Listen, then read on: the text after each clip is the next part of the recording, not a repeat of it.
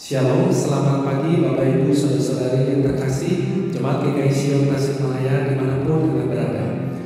Pada pagi hari ini kita akan mengawali ibadah dengan penuh kesatuan hati. Kita boleh memuji Tuhan dengan segenap hati, karena Tuhan yang kita sembah adalah Tuhan yang hidup, Allah di atas segala Allah, Raja di atas segala Raja, Allah yang Maha Tinggi.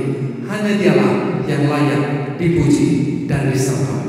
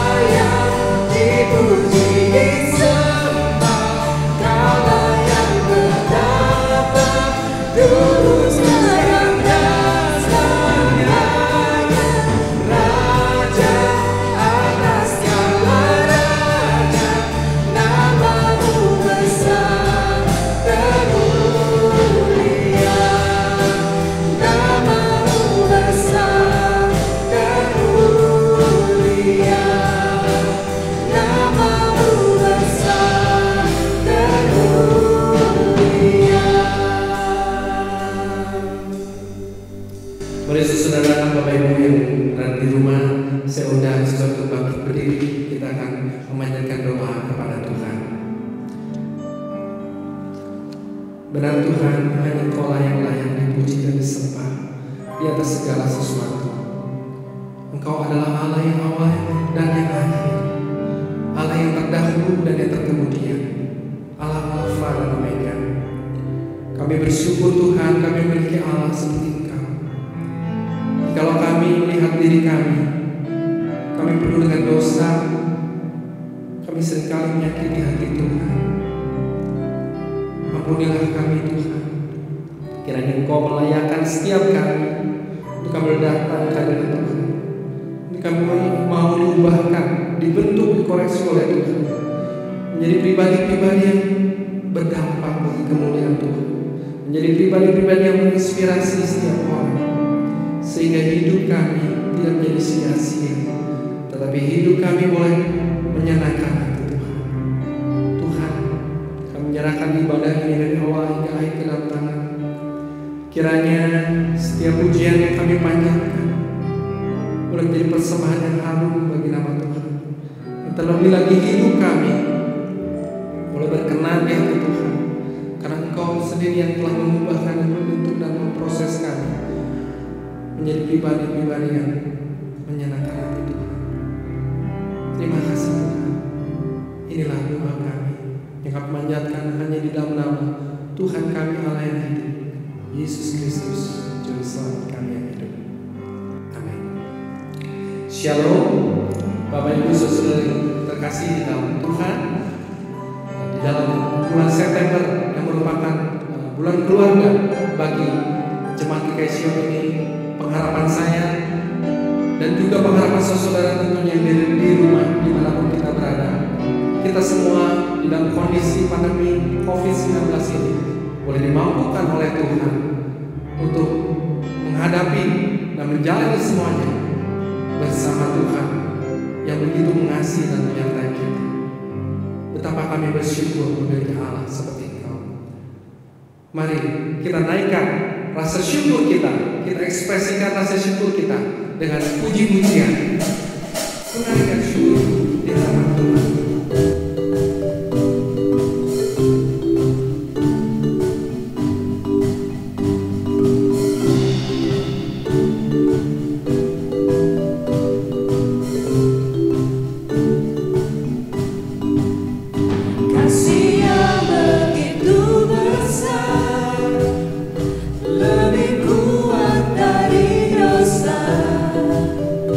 Kasih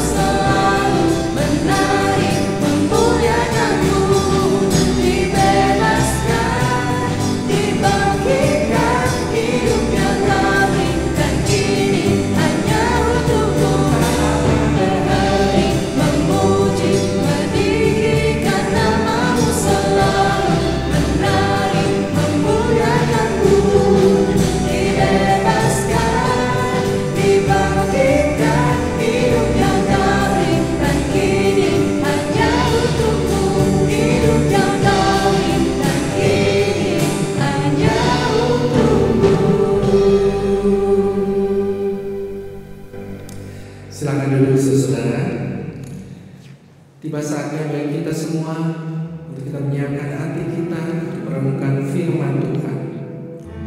Namun sebelum kita merenungkan firman Tuhan, kita mohon hadirat Tuhan hadir di tengah-tengah kita.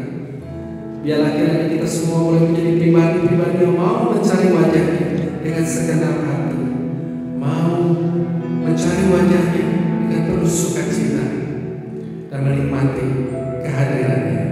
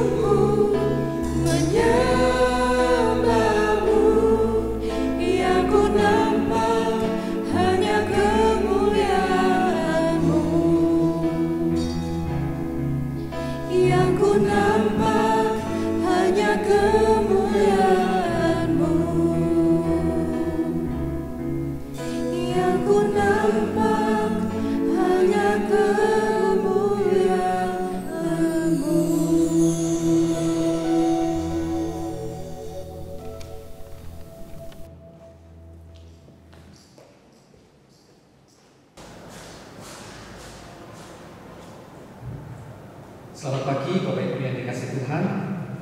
Pada kesempatan hari ini mari kita memohon pimpinan Tuhan untuk menolong kita di dalam merenungkan kebenaran firman Tuhan. Mari kita berdoa. Tuhan Yesus, berkenanlah melalui ibadah yang kami jalani, yang kami lakukan pada hari ini. Tuhan, kami mendengarkan sabda-Mu, firman-Mu, biarlah Engkaulah yang akan menerangi hati dan pikiran kami, sehingga kami dimampukan untuk memahami firman-Mu. Terima kasih, ini doa kami dalam nama Tuhan Yesus kami berdoa. Amin. Bapak Ibu yang dikasihi Tuhan, di dalam bulan keluarga pada bulan September ini, pada minggu ini saya akan membahas satu tema yang berjudul Mahkota Orang Tua. Mari kita membuka Alkitab kita di dalam Amsal pasal 17 ayat yang ke-6. Amsal pasal 17 ayat yang ke-6. Demikian bunyinya. Mahkota orang-orang tua adalah anak cucu, dan kehormatan anak-anak adalah nenek moyang mereka. Saya ulangi. Mahkota orang-orang tua adalah anak cucu, dan kehormatan anak-anak adalah nenek moyang mereka. Saudara yang dikasihi Tuhan, minggu lalu saya menemani Pendeta Suryawan Edi untuk jamuan makan malam. Nah, di sana juga hadir bersama dengan kami Pak Nanang, sopir yang mengantar Pendeta Suryawan Edi ini. Dalam perbincangan itu, saya sempat ngobrol atau lebih tepatnya mendengarkan cerita dari Pak Nanang, sang sopir ini. Pak Nanang bercerita bahwa dia kehilangan anak nomor 2-nya tepatnya 6 bulan yang lalu. Belum terlalu lama. Usianya baru 21 tahun. Pak Nanang saya perhatikan walaupun dalam keadaan duka, kehilangan yang dalam, tapi dia begitu bangga menceritakan kehebatan anak ini. Saudara, anaknya ini adalah anak yang rajin, yang bersemangat, pintar. Meski tergolong anak yang kurang mampu, tetapi ia bisa masuk universitas yang sangat elit, yang mewah di Jakarta. Pak Nanang bercerita, dia pernah masuk di kampus anaknya ini. Dia merasa minder karena begitu mewahnya kampus itu. Ini kampus tidak sembarangan. Tidak semua orang bisa masuk kampus ini, tapi anaknya Pak Nanang bisa masuk di universitas ini. Dan Pak Nanang bercerita panjang lebar, dia harus gadaikan rumahnya atau surat-surat rumahnya itu disekolahkan bahasanya dia untuk menyekolahkan anaknya ini. Bapak Ibu yang dikasihi Tuhan, tapi kenyataan berkata lain. Ketika Pak Nanang membanggakan anaknya ini, berharap bahwa anaknya ini bisa menjadi sarjana, karena di keluarga besarnya tidak ada satupun yang menjadi sarjana. Dia berharap besar kepada anaknya ini. Tetapi di usia 21 tahun anaknya ini harus pergi meninggalkan dia. Sangat menyedihkan memang Bapak Ibu yang dikasihi Tuhan. Dan Pak Nanang bercerita, anak itu sekarang sudah tidak ada, tapi emailnya ini banyak masuk tawaran kerja. Karena memang anaknya ini adalah anak yang pintar dan berbakat sekali. Apa yang ingin saya katakan Bapak Ibu yang dikasihi Tuhan? Yang ingin saya katakan adalah anak yang sudah tiada, tapi orang tua masih bersemangat untuk menceritakan kehebatan anaknya, kebanggaannya. Bagaimana kalau masih hidup? Betapa bangganya orang tua kepada anak-anaknya itu. Saudara yang dikasihi Tuhan, Alkitab mengatakan anak adalah mahkota orang tua. Anak itu adalah mahkota orang tua. Apa artinya? Apa itu mahkota? Saudara, mahkota itu adalah sesuatu yang indah, sesuatu yang sangat mewah yang ditaruh di kepala, bukan sembarang orang.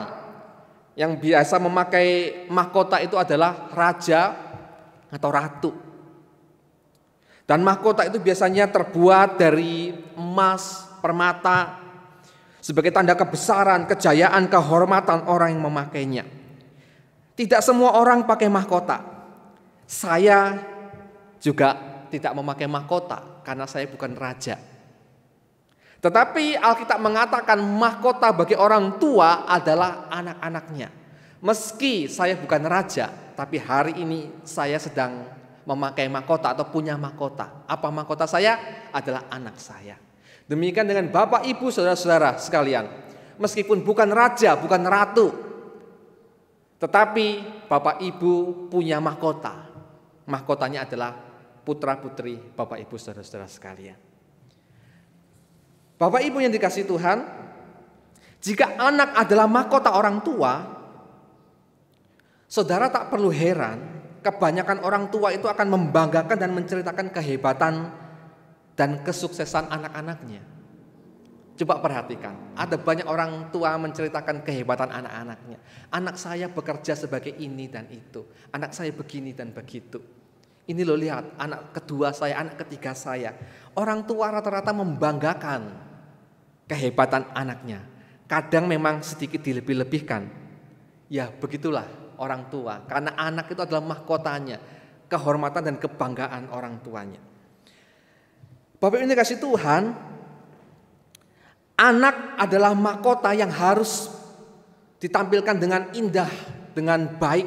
Karena itu orang tua itu sebenarnya ibarat seorang raja, berjalan dengan gagah dan bangga karena mahkota yang ada di kepalanya itu. Saudara dikasihi Tuhan, bagi seorang raja, kita amati memang gak ada mahkota yang dipakai itu mahkota yang jelek. Mungkin hanya Tuhan Yesus pernah memakai mahkota yang paling jelek. Mahkota apa itu? Mahkota duri. Karena mahkota itu dipaksakan untuk dipakaikan kepada Tuhan Yesus sebagai tanda penghinaan, dunia tidak mau menerimanya, menganggapnya sebagai raja. Tuhan Yesus pernah memakai mahkota duri. Tapi lazimnya raja-raja di dunia ini mereka memakai mahkota yang mewah, yang bagus, yang luar biasa. Jika anak adalah mahkota, ia harus dibentuk dengan bagus dan indah. Kita amati bagaimana orang Yahudi memperlakukan anak-anak mereka.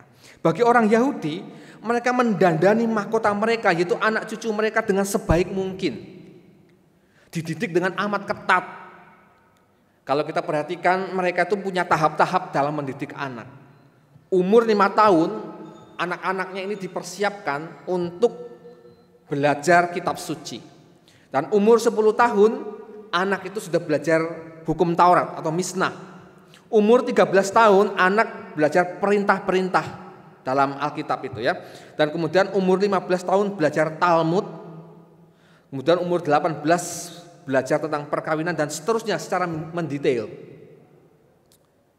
Orang tua harus menyediakan waktu ekstra mendidik anak-anaknya. Sebagai wujud tadi, mendandani mahkotanya, yaitu anak-anaknya, supaya tampil dengan gagah dan indah. Orang tua harus mengajarkan firman Tuhan terus-menerus, diulang-ulang. Seperti yang tertulis di dalam Ulangan 6 ayat 7 yang mengatakan, haruslah engkau di sini adalah orang tua, haruslah engkau mengajarkannya berulang-ulang kepada anak-anakmu dan membicarakannya apabila engkau duduk di rumahmu, apabila engkau sedang dalam perjalanan, apabila engkau berbaring dan apabila engkau bangun. Non-stop, gak ada liburnya di dalam mendidik anak, membicarakan firman Tuhan kepada anak-anaknya, supaya anak ini terbentuk dengan baik. Spirit ini harus kita tangkap, Bapak Ibu yang dikasihi Tuhan. Tugas ini mensyaratkan orang tuanya juga harus mengerti firman Tuhan. Sebab kalau orang tua tidak mengerti firman Tuhan, bagaimana dia mengajari atau membicarakan firman Tuhan itu kepada anak-anaknya? Tidak mungkin. Dan yang hebat bagi orang Yahudi, mendidik anak itu adalah tugas bersama. Bukan hanya tanggung jawab papa mama di rumah, tetapi seluruh komunitas. Karena itu jika papa mama tidak ada, maksudnya sudah meninggal, lalu bagaimana dengan anak-anak mereka? Maka komunitas itu bertanggung jawab untuk mengambil anak itu, mendidik anak itu dengan baik. Tidak dibiarkan anak-anak itu tidak mendapatkan pendidikan. Luar biasa sekali.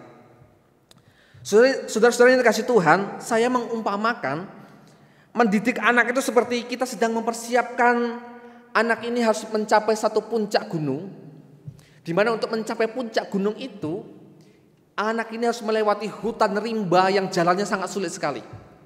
Nah, orang tua tugasnya adalah membekali anak ini, menasihati anak ini, terus mendidik anak ini bagaimana anak ini bisa melewati tahap demi tahap dalam hidupnya sampai memperoleh puncak kehidupan kesuksesannya itu.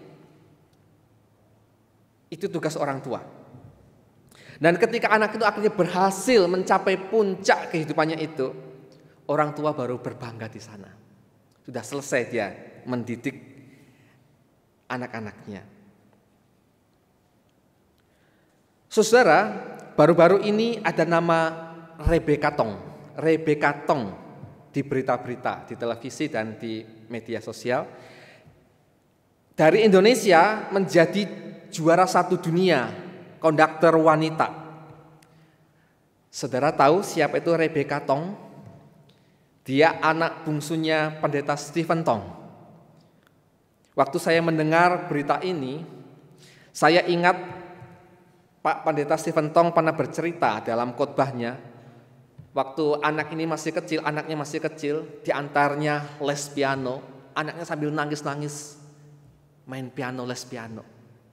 Sedikit dipaksakan melalui proses yang sulit.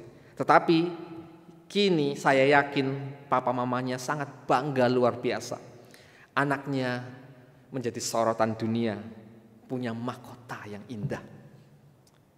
Tidak sia-sia mendidik anak. Orang tua patut berbangga ketika anak-anaknya berhasil. Saudara-saudara, ada mitos punya anak mah hoki-hokian. Maksudnya bagaimana? Iya, hoki-hokian. Ada anak yang dididik dengan sangat baik sekali. Disekolahkan, dilesin, diajari, dididik. Tapi waktu besar kurang ajar. Gak berbakti kepada orang tua, hidupnya rusak, hidupnya berantakan. Ada seperti itu? Ada. Tetapi juga ada anak yang kurang dididik, papa mamanya kurang bertanggung jawab, membiarkan anak-anaknya begitu saja, tapi anaknya tumbuh dengan pintar-pintar dan berhasil. Ada seperti itu dan saya menyaksikannya ada. Orang tuanya kelihatan lepas tangan begitu, tetapi anaknya bertumbuh sendiri mandiri dan berhasil. Ada. Tapi jarang, ya, jarang. Jika saudara hidup dalam mitos itu bahwa anak itu adalah hoki-hokian, artinya saudara tutup mata saja. Seperti ya memilih kucing dalam karung begitu. Kalau anak berhasil ya bersyukur, nggak berhasil ya bagaimana? Wong nggak bisa ditentukan. Wong apa yang saya lakukan tidak menentukan apa-apa buat anak saya. Saudara itu berpikir fatalistik, tidak bijaksana. Pertanyaan saya begini, kalau hanya mengandalkan hoki, apa saudara berani tidak mendidik anak sama sekali? Toh yang menentukan hoki. Kalau saya tidak berani. Katakanlah memang hidup ini ada unsur hoki. Bagi saya itu hanya 1% dari keseluruhan hidup. 99% tergantung apa yang kita lakukan. Saudara, lagi pula kalaupun anak akhirnya berhasil dalam perjuangan sendiri, unsur hokinya tadi keluar gitu kan. Orang tuanya nggak bertanggung jawab, lepas tangan, tetapi anak dalam perjuangan sendiri akhirnya berhasil. Kira-kira saudara sebagai orang tua patut berbangga tidak? Apakah kemudian saudara mengatakan, ini anak saya, ini anak yang membesarkan saya, yang mendidik saya, sehingga dia berhasil. Apakah saudara berani berkata seperti itu ketika dalam hidup anak ini saudara lepas tangan, tidak bertanggung jawab? Malu rasanya kalau saudara mengaku-ngaku ketika anak berhasil, tapi saudara sebenarnya tidak mendidik dia sama sekali. Enggak patut berbangga. Anak adalah mahkota itu bagi orang tua yang sudah menjalankan tugasnya, yaitu mendidik anak dengan baik. Yang patut kita renungkan sampai di sini adalah jika orang tua bersusah payah menyiapkan masa depan anak, mendidik anak secara pontang-panting banting tulang, hai anak-anak, Jangan kecewakan orang tuamu. Ingat, jika hidupmu hancur, rusak, mahkota apa yang sedang kamu taruh di atas kepala orang tuamu? Mahkota apa yang sedang kamu taruh di atas kepala orang tuamu? Jika hidupmu berantakan, hancur, tidak karuan. Saudara-saudara, anak-anak kalian semua adalah mahkota orang tua. Hati-hati menjalani hidupmu. Itu poin pertama. Poin yang kedua, kehormatan anak-anak ada pada nenek moyang mereka. Kehormatan anak-anak ada pada nenek moyang mereka. Jika orang tua kebanggaannya adalah anak mereka, sebaliknya kehormatan anak ada pada orang tuanya. Maksudnya bagaimana ini? Saudara, anak bisa hidup baik dan benar, tetapi jika orang tuanya punya reputasi buruk, kehormatan anak juga terbawa-bawa. Percaya tidak? Katakanlah saudara punya anak baik, hidupnya benar, sukses, tapi orang tuanya memiliki reputasi buruk. Anak itu yang baik, yang benar itu juga namanya terbawa-bawa. Contoh, orang tuanya koruptor. Anak-anak tidak ikut-ikutan korupsi, tapi kena imbasnya, disebut itu anaknya koruptor. Orang tuanya maling, anaknya nggak ikut-ikutan maling, tapi orang-orang menyebutnya itu anaknya maling. Saudara-saudara, beberapa kasus tentang bully anak biasanya menyangkut keadaan orang tuanya. Ada anak yang bunuh diri karena diejek teman-temannya, anak haram. Anaknya tukang parkir, anaknya preman. Padahal anak itu tak pernah bisa memilih dia dilahirkan di dalam keluarga bagaimana. Tetapi keadaannya orang tua, apapun yang dilakukan orang tua selalu melekat dalam dirinya. Itu yang dikatakan bahwa kehormatan anak-anak itu ada pada nenek moyang mereka, ada pada orang tua mereka. Saudara yang dikasih Tuhan, demikian sebaliknya jika reputasi orang tua bagus, kehormatan anak juga terangkat. Anak juga namanya ikut terhormat ketika orang tuanya memiliki reputasi yang bagus. Saya punya kisah dalam hal ini. Suatu kali waktu saya tinggal di gereja masa-masa SMA, bukan sebagai pendeta, tapi waktu itu sebagai orang-orang yang bantu gereja bersih-bersih dan membantu pelayanan di gereja. Nah, suatu hari ada pengkhotbah tamu dari luar kota yang saya nggak kenal. Nah, entah bagaimana ceritanya, siapa yang ngasih tahu saya dipertemukan dengan pendeta tamu itu dan diperkenalkan. Dan pendeta tamu itu tahu siapa ayah saya, siapa kakek saya. Dan dia menceritakan kebaikan-kebaikan siapa ayah saya, siapa kakek saya. Padahal tentang kakek saya tak pernah bertemu dengan kakek saya. Karena sudah lama meninggal, saya nggak pernah ketemu. Tapi orang tua yang mengingat kebaikan-kebaikan kakek saya itu menceritakannya kepada saya dan saya ikut terhormat pada waktu itu, mendapatkan nama baik. Padahal saya tidak pernah bertemu.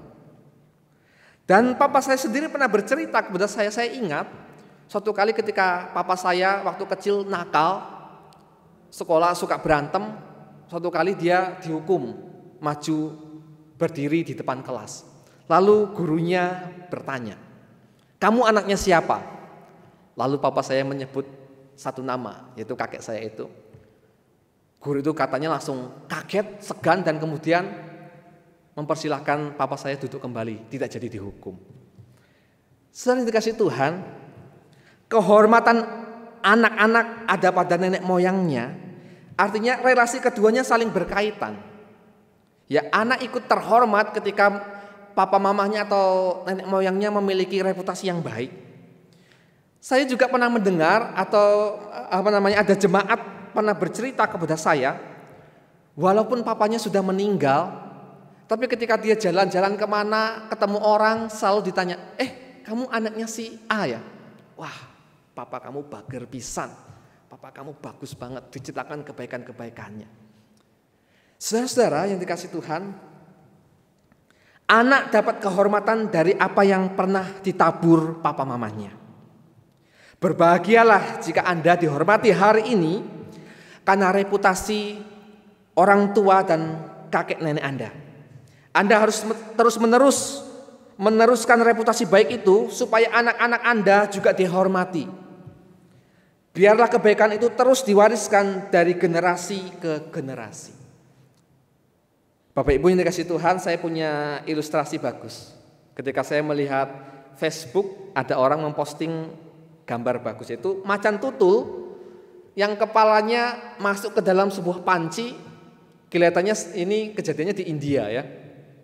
Masuk ke dalam panci dan dia nggak bisa melepaskan panci yang yang kepalanya masuk ke panci itu. Kesulitan, mungkin karena macan tutul ini lapar, dia cari-cari makanan, masuk ke panci dan nggak bisa melepaskan, begitu ya. Orang-orang mendekat pengen menolong tapi ragu kan, siapa yang berani menolong macan tutul itu. Dan di bawah gambar itu tertulis begini. Ketika Anda dalam kesulitan, sebenarnya ada banyak orang yang ingin sekali membantu. Tapi karena sifat dan reputasi Anda, orang jadi ragu. Waktu saya merenungkan tulisan itu benar juga. Seringkali memang seperti itu. Ada banyak orang baik yang ingin menolong sebenarnya. Waktu kita atau orang lain mengalami kesusahan. Tetapi ketika melihat reputasi orang itu nggak baik, untuk menolong itu jadi ragu. Jangan-jangan waktu saya menolong malah saya jadi kena masalah atau bagaimana. Betapa pentingnya menjaga reputasi atau nama baik. Bapak Ibu yang dikasih Tuhan, sebagai penutup dalam khotbah saya hari ini, ada sebuah cerita, yaitu di dalam kitab Talmud orang Yahudi. Ada seorang laki-laki menanam pohon yang akan berbuah 70 tahun lagi. Dia sedang menanam pohon. Lalu ada orang datang menanyakan, memangnya kalau pohon ini berbuah, kamu masih hidup? Buat apa kamu capek-capek sekarang menanam pohon, toh nanti kamu gak menikmati buahnya?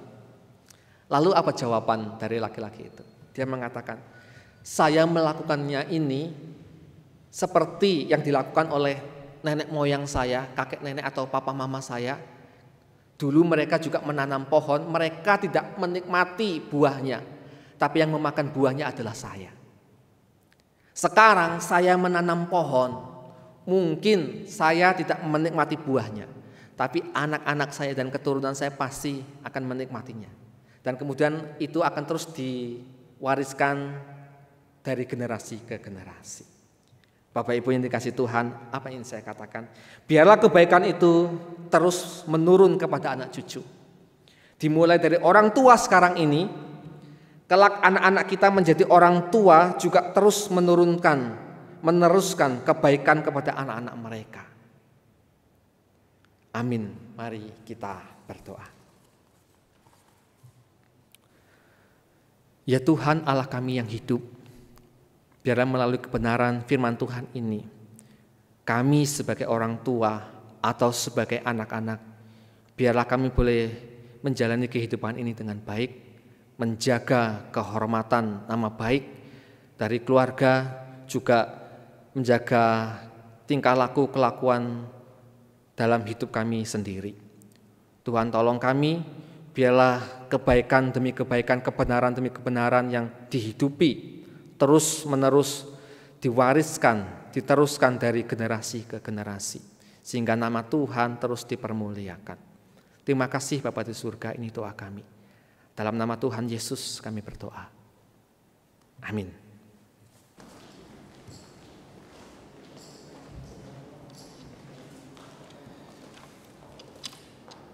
Bapak Ibu saudara yang dikasihi oleh Tuhan, mari saya ajak saudara untuk bangkit berdiri bersama-sama gereja dari segala abad dan tempat. Kita akan mengikrarkan pengakuan iman kita seturut dengan pengakuan iman rasuli yang berbunyi demikian.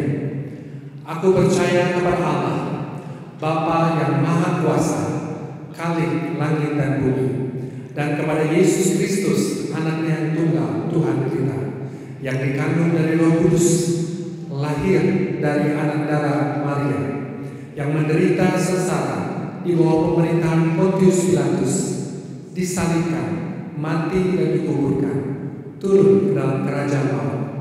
Pada hari yang ketiga, bangkit pula dari antara orang mati, naik ke surga, duduk di sebelah kanan Allah, Bapa yang Maha Kuasa, dan dari sana Ia akan datang untuk menghakimi orang yang hidup dan yang mati.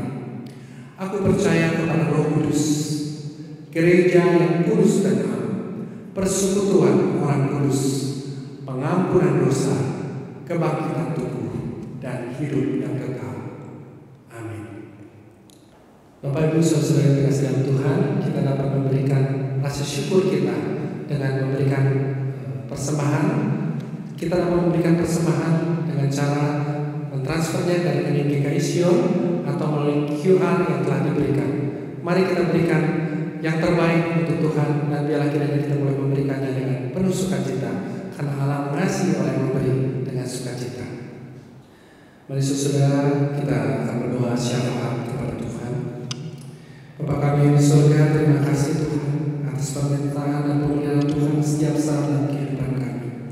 Pertama-tama Tuhan, kami berdoa buat kondisi situasi bangsa ini, di mana pandemi COVID-19 begitu banyak membawa perubahan di dalam berbagai aspek. Siapapun yang ada di dalam negeri ini terkena dampaknya ya Tuhan. Tuhan, kami berdoa untuk saudara kami yang sedang menghadapi pergumulan. Kami berdoa buat mereka yang mungkin secara ekonomi menjadi terdampak karena situasi yang sekarang ini. Juga berdoa buat saudara kami yang mungkin menghadapi pergumulan yang berat karena kondisi COVID-19 ini, yang mengalami sakit penyakit, saudara kami yang mungkin kehilangan pekerjaan. Tuhan, kami berdoa buat mereka, kiranya Engkau berbelas kasihan kepada mereka, kiranya Engkau mengasihi dan menyertai mereka. Dan kami juga mau berdoa untuk pemerintahan bangsa Indonesia, dari yang paling atas sampai yang paling bawah, dalam usaha memutus penyebaran virus corona ini. Kiranya Tuhan memimpin Bapak Presiden Joko Widodo dan segenap jajarannya, supaya senantiasa memohon hikmat yang daripada Tuhan dalam memutuskan segala sesuatu, dalam melakukan langkah-langkah strategis untuk memutus penyebaran virus corona, sehingga penyebaran ini dapat diputus dan bangsa ini boleh mengalami situasi yang normal kembali seperti sebelumnya. Kami juga berdoa buat masyarakat Indonesia, kiranya juga Tuhan memimpin, memberikan kesadaran pada setiap kami sebagai masyarakat, untuk kami juga mau menjaga kesehatan kami dengan melakukan protokol-protokol kesehatan yang telah ditetapkan sesuai dengan aturan yang berlaku oleh pemerintah. Kami berdoa kiranya Indonesia ini boleh lepas dari COVID-19. Kami juga berdoa ya Tuhan buat gereja Tuhan di tempat ini, kiranya dalam situasi seperti sekarang ini, kiranya Tuhan memimpin gereja Tuhan ini boleh terus menjadi saksi Tuhan yang sungguh menjadi kemuliaan bagi nama Tuhan, menginspirasi sesama, dan terutama juga buat masyarakat Tasikmalaya. Kami juga mau berdoa ya Tuhan buat pendeta emeritus Tuhan, kondisi fisiknya yang semakin hari semakin menurun. Kami berdoa ya Tuhan, kiranya Engkau sendiri yang memberikan kemurahan kasih setia Tuhan, kiranya Engkau memberikannya kesembuhan, kiranya Engkau memulihkan dia.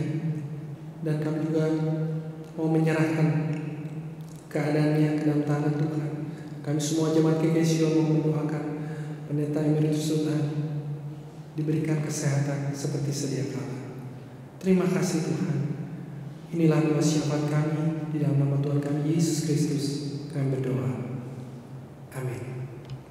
Jemaat terkasih, saya undang saudara untuk bangkit berdiri. Kita kembalikan segala puji, segala hormat, segala kemuliaan hanya bagi nama Tuhan kita.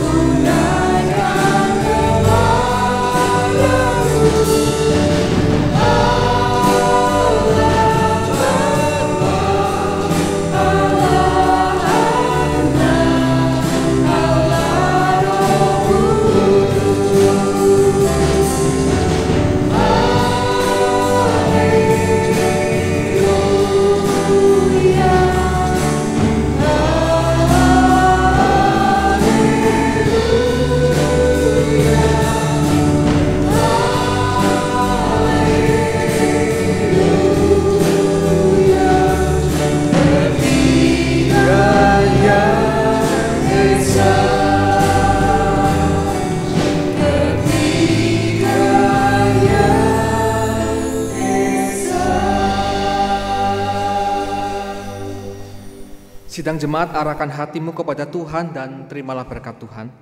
Tuhan memberkati engkau dan melindungi engkau.